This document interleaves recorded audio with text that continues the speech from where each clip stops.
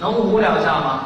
挺长的啊，就是打了最后一场戏。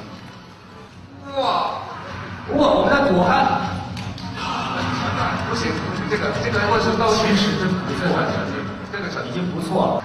好，很精美的宝刀，但是汉献帝这个，我觉得你那是兵器吗？这代表我是个双面人。这2个都是你的，介绍一下。左边那是，左边这个是那个唱戏的时候戴，这也是唱戏的时候戴，这个其实是曹操。像你带着你带着曹操的脸来唱戏。不能说太多了，基本上我想我戴这2个面具，就代表其实这个人是一个特别会装的人，非常会伪装的汉献帝。姚龙老师，您那个是？说这剑啊，说这剑。这一剑就是这不是这个衣带诏这个